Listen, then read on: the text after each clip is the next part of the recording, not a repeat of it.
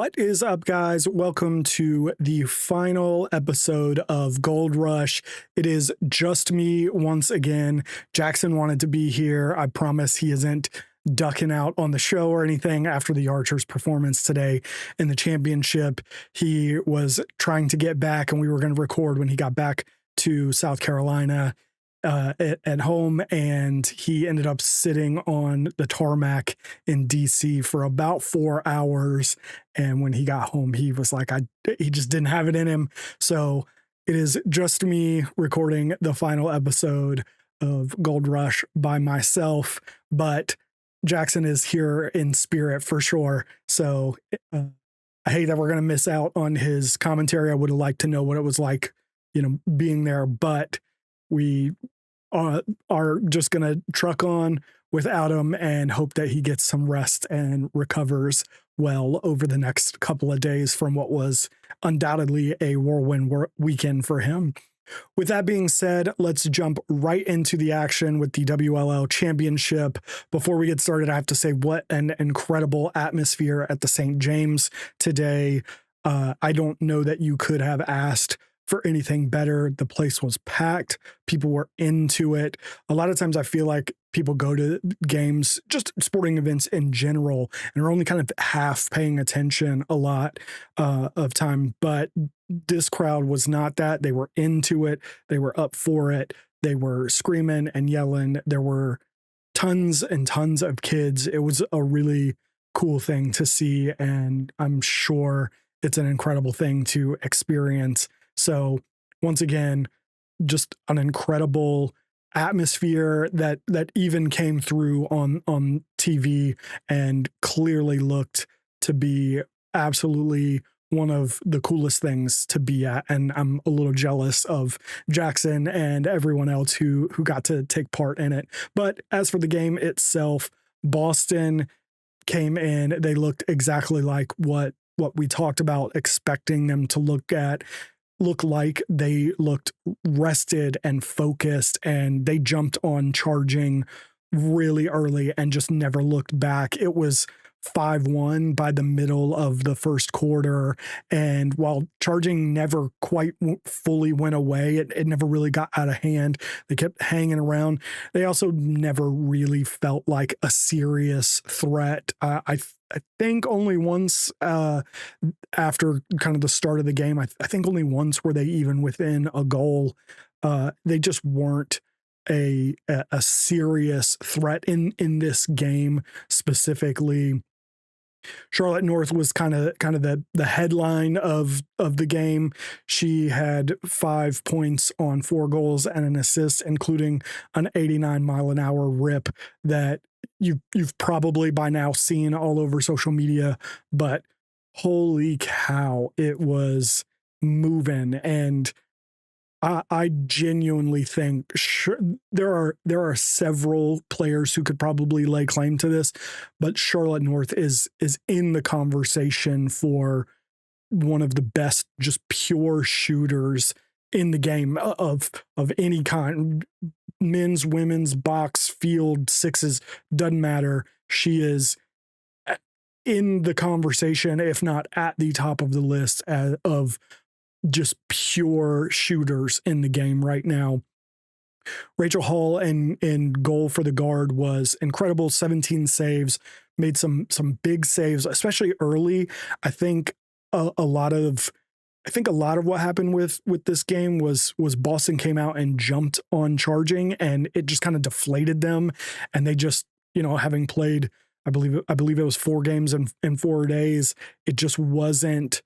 They just didn't have that energy reserve to tap into, and ended up kind of crashing. So she was really, really important in this game. Again, the 17 saves was incredible. A lot of those were, like I said, especially early, a lot of those were stealing points off the board. So an incredible game from her. And then Cassidy Weeks, sort of under the radar, had 7 points. She had 5 goals and 2 assists. She had, again, kind of under the radar of this insane game that I don't think we talked about enough is probably part of the reason why it went under the radar. She was doing everything, scoring big goals at the right time, but just kind of I guess it's part of the nature of sixes that, you score a goal and you run back to the other end, and there's not a whole lot of time to process it. There's usually not enough time to process it. Sometimes you score a big goal and then there's a timeout, and the announcers get to talk about it. They get to show replays and stuff. Cassidy Weeks seemed to be doing the goal scoring in the back and forth moments, and it just wasn't as noticeable, I guess. Or maybe I just didn't notice it. You guys tell me if you guys saw it and were like really impressed. I missed it when I looked up the stats. I was like, whoa, what? It's 7 points. That's crazy. I remember her scoring a few goals, but I just didn't think it was that big of a deal. Conversely, Andy Aldave finished on 4 points out of 4 goals, and I thought she was immense. If you had told me those two stat lines were reversed, I'd have believed it, because, again, it's kind of about timing and when you're scoring goals and where you're scoring goals. And I just like with Cassidy Weeks, I was surprised when I looked up the stats and saw that Andy Aldave had only had 4 goals, because I thought she was everywhere.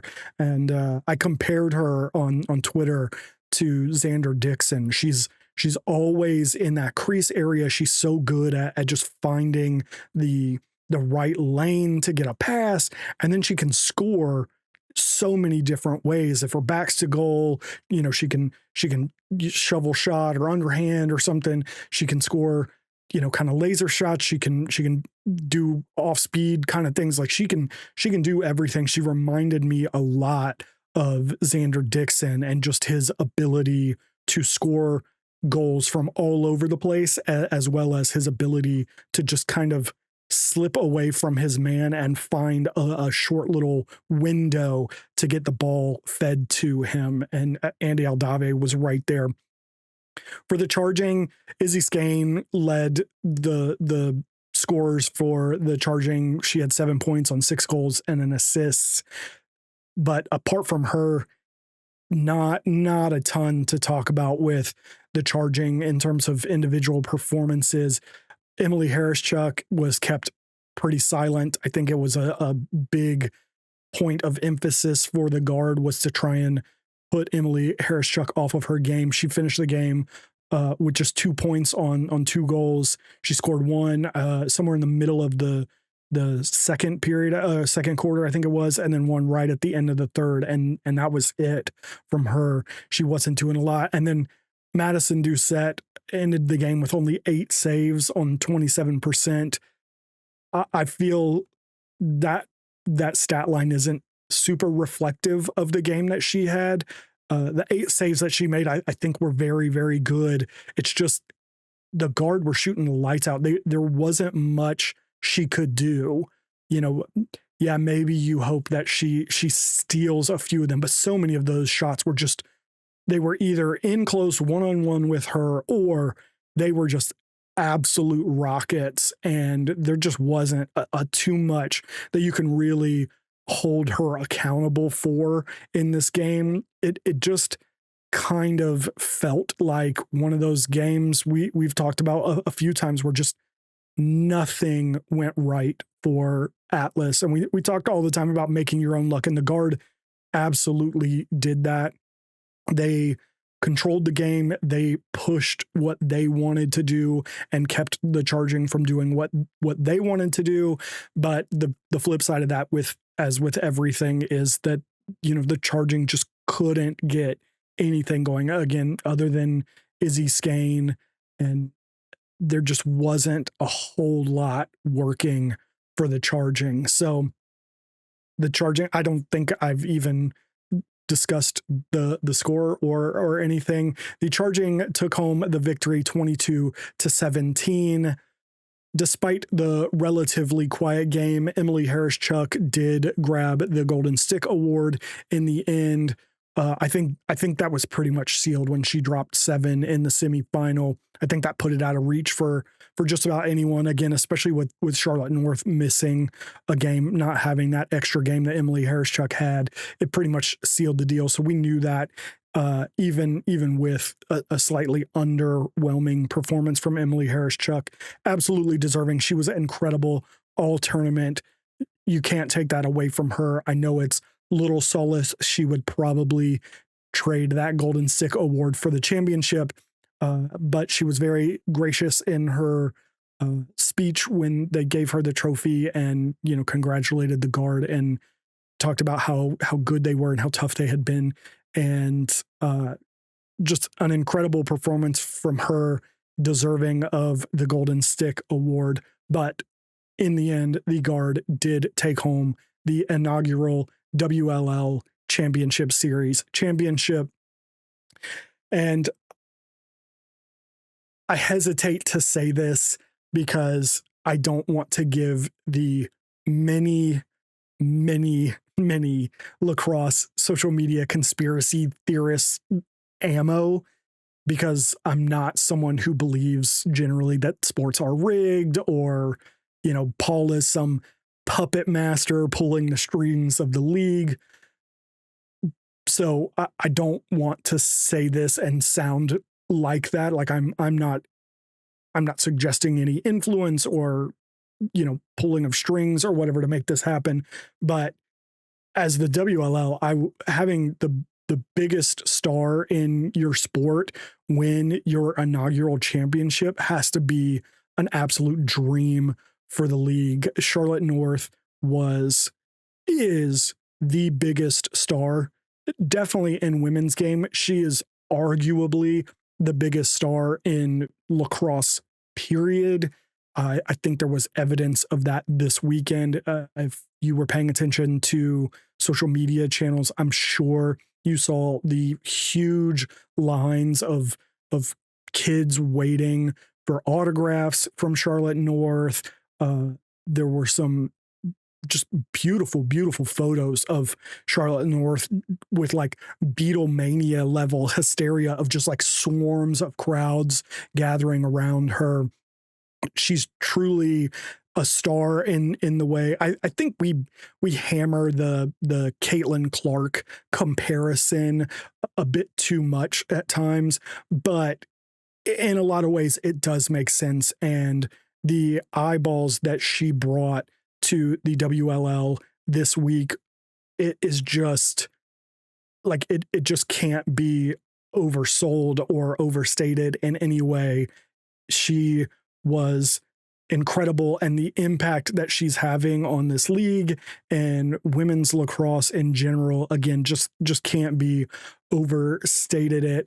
And part of me hates to say that because there are so many incredible players in this league, but I do think that a rising tide lifts all boats, and there are now many people who like me haven't really invested time and energy into the women's lacrosse before, who now know who Taylor Moreno is, and Emily Harris-Chuck, and Sydney Black, and just player after player. Rachel Hall, we talked about them. Rachel Hall, Izzy Skane, Andy Aldave, all of these players, and not only do we now know them, we are actively looking forward to when we will be able to see them take the field again.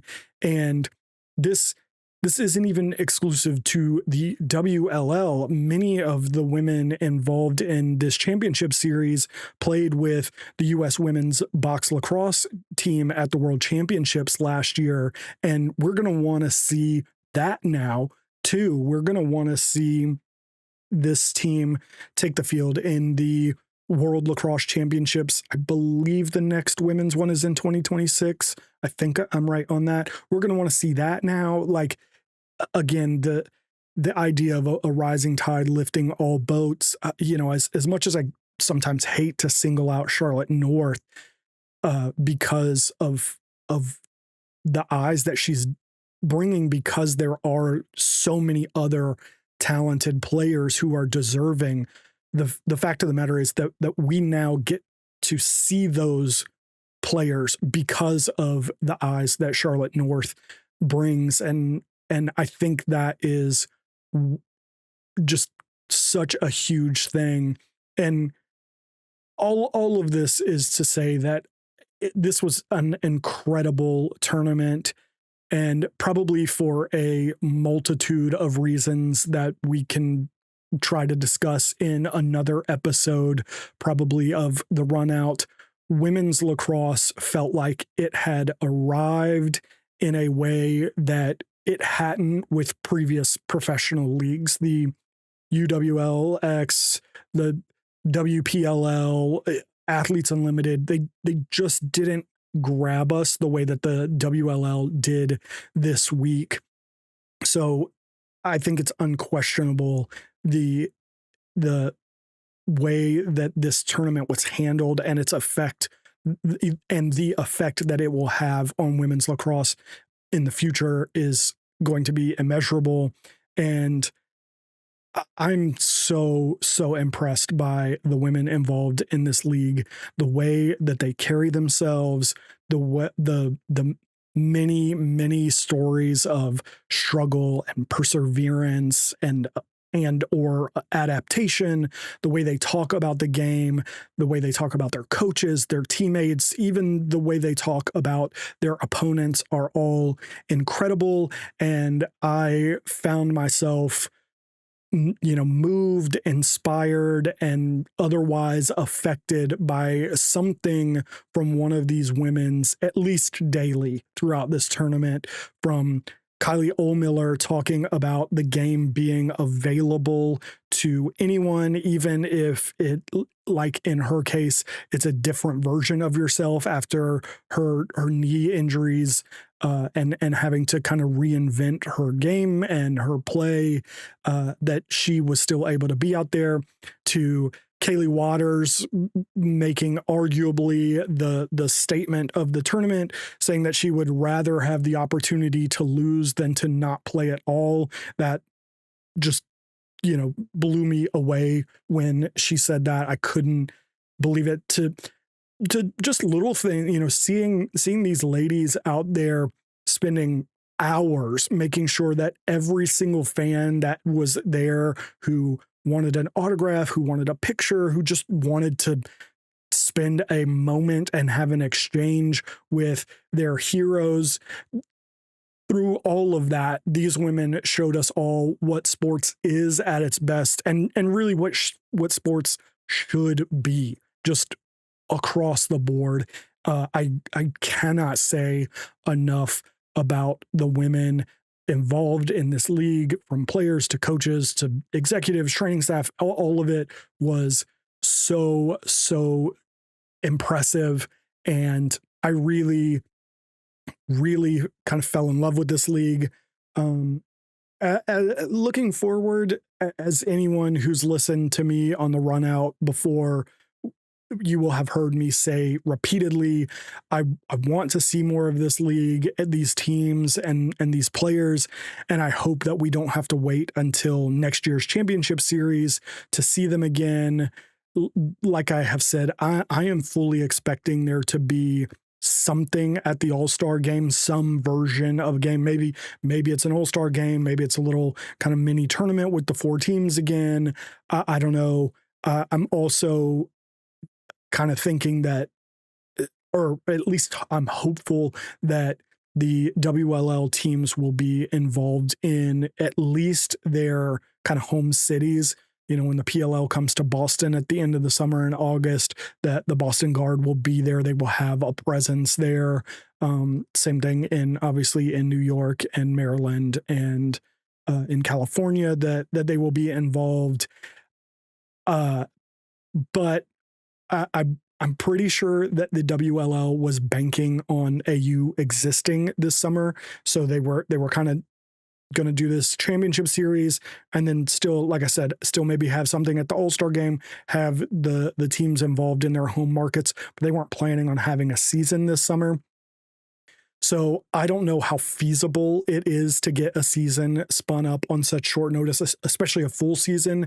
Maybe something like this tournament that is smaller in scale than a full season could happen, even if they kind of spread it out and, they did, every 2 weeks they had a WLL game or something, so that it kind of took all summer, but it still was technically a smaller scale where maybe there's one WLL game every other weekend that ultimately ends up with them kind of paring down into a tournament or something. I don't know what the way to go is.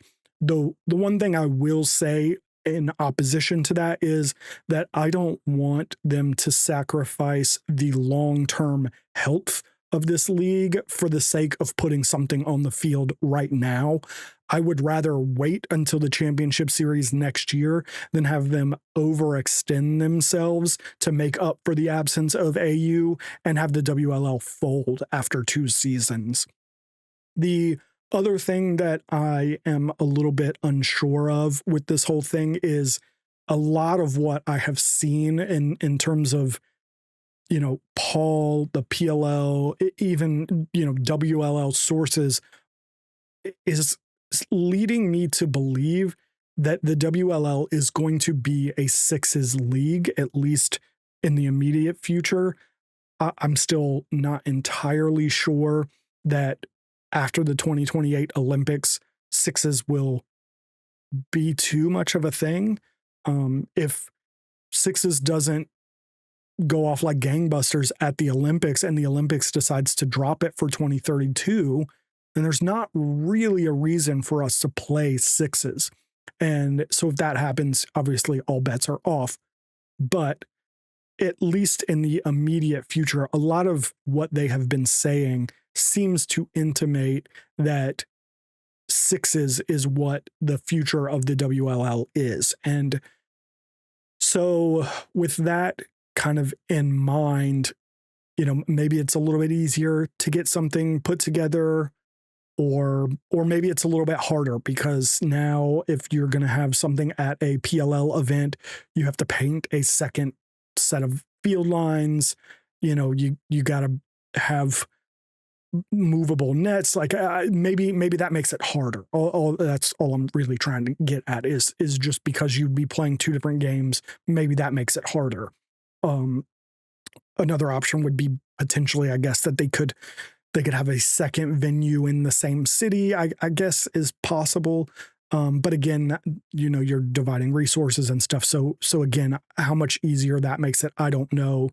And again, I would rather, as much as I don't want to wait until the next championship series, I would rather do that than overextend ourselves financially, viewership wise, all that kind of stuff, and end up costing ourselves in the long run and having the WLL fold. So again, we don't really know what exactly is going to happen. Paul, in his little halftime segment with Anish and Ryan Boyle of the PLL game, said a few things not super cryptic or revealing or anything, but said a few things that led me to believe that there might be some announcements coming soon about what's in store for both the PLL and WLL. So hopefully we get some kind of clarification in, the next few weeks or month or so. But until then, I guess we will all be kind of waiting for anything that we can get. Moving on to the PLL game, the Boston Cannons shocked everyone and ran away with the championship 21-14 over the Utah Archers. I don't even know that the game was 21-14. That was so deflating of a game. The Archers looked like the team that were playing their 3rd game in 3 days, whereas the Cannons looked fresh and sharp and focused, and to borrow a term from soccer, they were on the front foot the entire time. Colin Kirst picked up exactly where he left off in overtime of the semifinal game against Atlas and was an absolute wall at the back of the Cannons defense, finishing the game with 15 saves on 56%. As we've talked about, the PLL average for the championship series is about 40%. So 56% in a game, in a championship game at that, is just insane. I saw somebody tweet out that the brighter the lights, the better Cole Colin Kirst, excuse me, is. And he certainly proved that. He started with kind of rough. His first two games, he was between 30 and 35% in net, not looking great. And then he picked it up in the next two games. And then obviously in overtime against Atlas, he was a brick wall, and even more so today in the championship game. Matt Campbell was another just absolute star. He was running the show on offense, scoring 8 points on 7 goals and 1 assist. Marcus Holman also stepped back into the lineup and scored 5 goals, giving the Cannons a huge boost after missing the semifinals with a lower body injury. With that in mind, though, it has to be said that the Archers did themselves absolutely no favors. Everything they had done so well in the round robin portion of the tournament, they completely abandoned about 3 minutes into this game. The defense was porous, the shot selection was horrible, and it got worse the more and more the game got out of hand, and they went searching for 2 bombs, and then their top performers went missing at the worst time that they could have. Mac O'Keefe, I believe, let's check real quick. Mac O'Keefe and Matt Moore combined for 1 goal and 1 assist. Bo Pettersson was the leading point scorer with 4 on 2 goals and 1 2-point goal. And as good as Bo Pettersson has been in this tournament, and he's certainly capable of putting up some numbers, he is not the guy that is going to carry your team offensively. He should be more of kind of a secondary option. So when he is your leading scorer and you are getting nothing out of Mac O'Keefe and Matt Moore and some of these bigger name offensive players for you, it's going to be a long, long day. The Cannons came into the game with a clear game plan to press out on the Archers offense, picking up matchups well outside of the 2-point arc, sometimes even going so far as to pick up a ball carrier on the other side of the field. Something I don't know that we've really seen too much of in sixes in the last 3 years.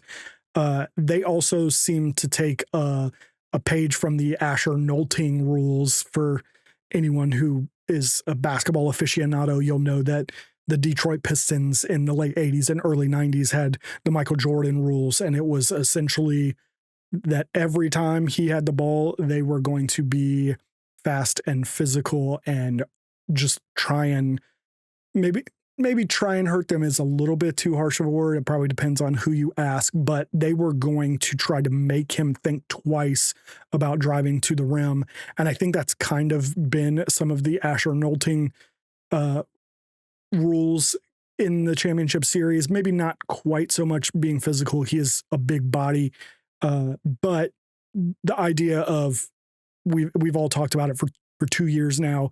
The idea of make Asher a shooter and not a facilitator, make him beat you individually and not get anyone else involved.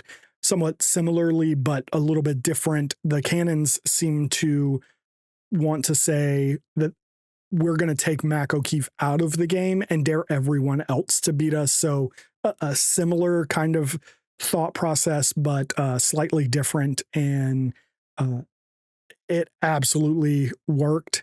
The Archers had no answer for that. They could not make any adjustments and instead just seemed to hunt twos.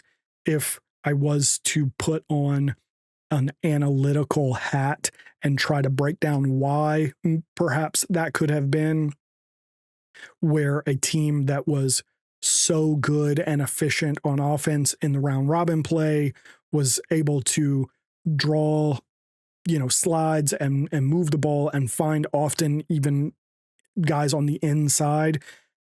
I think perhaps a lot of that had to do with the Cannons taking away your dodging options and especially your initiators like Mac O'Keefe and Matt Moore, as we talked about, and the guys that were left were kind of the guys that were finishing, and they didn't really know how to initiate. I haven't broke down film or anything. I haven't even rewatched the game at this point. But off the top of my head, that's just kind of what I'm thinking. Bo Pettersson, um, Connor Marr, and Piper Bond, and the names like that. A lot of those guys were used to someone else kind of initiating and then feeding them the ball on the backside. And even if they had to, make one move and go or whatever, that was a lot easier to kind of redodge essentially. It's probably not the right term for that, but essentially to have to make one guy move than to be the primary initiator of a settled offense. So whatever the case was, the Archers had just absolutely no answer for the Cannons. And so this is the third straight season that the number one seed in the championship series has lost in the final. If you remember, in 2023, Atlas basically did what the Archers did. They ran through everybody in the round robin play. Back then, you didn't get a bye, so semifinal absolutely blew through, looked a surefire path to becoming the champion, and then the Chrome popped up in the final, popped them in the mouth, and ran out with the trophy. Last year, somewhat similarly, perhaps not quite to the heights of either 2023 Atlas or 2025 Archers. Water Dogs were the number one seed. They were 2-1. So again, not quite to the level of the other two teams, but still the number one seed overall, made it to the championship, and Cannons popped up and again popped them in the mouth and ran out with the trophy. So kind of a weird thing. We've talked about how the Golden Stick winner has previously always come from the losing team. Another one of those annual traditions now, it seems, is that the number one seed from the round robin play will end up losing in the championship. Speaking of the Golden Stick Award, after his 7 goals in the championship series, Matt Campbell was just able to hold off Asher Nolting and pick up the Golden Stick Award, becoming the first player from the championship winning side to win the Golden Stick now in 4 tries, including the WLL, which Emily Harris-Chuck on the losing side of the Charging walked away with earlier in the day. Matt Campbell becomes the first from the championship winning side to also win the Golden Stick Award. And thus, Boston made it a sweep, just like I knew they would. Check the tape. I'm serious. Check the tape. Honestly, I legitimately can't remember what I said about the PLL championship. I know in my notes I wrote down Archers, but I think I switched it when we actually recorded. I think I went with Cannons. Either way, someone can correct me if I'm wrong. I know I had at some point during kind of the week leading up to shooting that first episode and me having to actually say it. I know at one point I had each team and it was kind of going back and forth. I feel like I switched it, but one way or another, I don't know. And with the Guard, that we all know I blindly picked the Guard and just kind of dumb lucked my way into that championship. Next year, I will think I am smarter than I am, and I will definitely be 100% incorrect.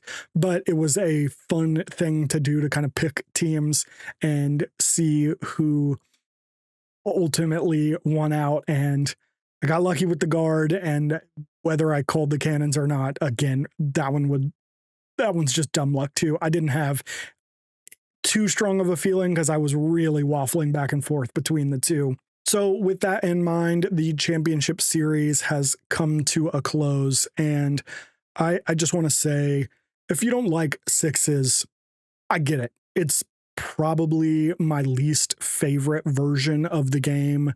I don't even think I want lacrosse in the Olympics, which is in and of itself a whole different discussion. But the championship series continues to be just a fantastic event every year. The games are fast and fun and usually close and very competitive. And while not exactly the same, this version of the Championship Series does a fairly decent job of recapturing the magic of the original Championship Series during the pandemic in 2020. For 1 week, all of the eyes of the lacrosse world are on one thing. The major difference being that during the Championship Series, obviously the entire world was shut down and there was absolutely nothing else going on. Whereas now during the Championship Series, especially when it gets to the weekend, you still have NCAA and NLL lacrosse that does pull some focus away. But there is still a feeling of kind of going all in on something every single day for a week that just makes everything magical and fun. And I really, really do, regardless of what my feelings or your feelings or whatever about sixes are, the event is truly a great one. And I really do look forward to the Championship Series every year. It's kind of even the premise of this show that for a week we all go in on something together and have this incredible shared experience. I mean, that's really honestly what sports just in general are about, is this shared experience of following a team and living and dying on what takes place on the field and the lessons that you learn and the way it makes you feel and all that stuff. And I just really can't think of something more enjoyable right now in the middle of winter. There's right outside this window, there are about 3 feet of snow. Nobody's going anywhere. It's just kind of a perfect time for this kind of event. And, you know, I really can't say enough about it. I really do really enjoy it. And I hope that you guys do too. So with that thought, we have come to the end of Gold Rush. I worked really, really hard on this. I spent a lot of late nights working on it, and honestly kind of burned myself out a bit, but I also had a blast. This has been a dream. This whole podcast, the Run Out and Gold Rush, has been a dream. I would like to thank my co-hosts, Jackson Van Vleck and Casey Small, without whom I really don't know that I would have made it through this entire week. I also want to thank you for listening. I hope that you guys have had as much fun as I did. If I do this again next year, it was a lot, but if I do it again next year, I want to make it more interactive and get you guys more involved with the show. I have thought about doing some live podcast streaming, whatever, and also maybe even doing them from the Championship Series. I would love to get down there. You know, I'm sure I won't have field access like the Mitchell Pelkey show or anything, but something where I can be present in the arena, the stadium, wherever they choose to do it next year, and experience it firsthand and really see what it is all about and what it's like to actually be there on the ground, as well as hopefully, you know, have some guests that are often there. I would love to do that, and just generally kind of get you guys more involved in the show. As exhausting as this whole thing has been, I have learned a lot, and I do have some ideas on how to improve if I do it again. But for now, once again, thank you for tuning in this week. We are back to regularly scheduled podcasts with the Run Out next week, when I am joined by Greg Beast Gorenlian. So definitely subscribe to the channel and follow the Runout on social media so that you don't miss that episode. I am going to go take a nap now, but I will see you guys next week on the Runout with Greg Gurenlian. Until then, I'll see you guys later.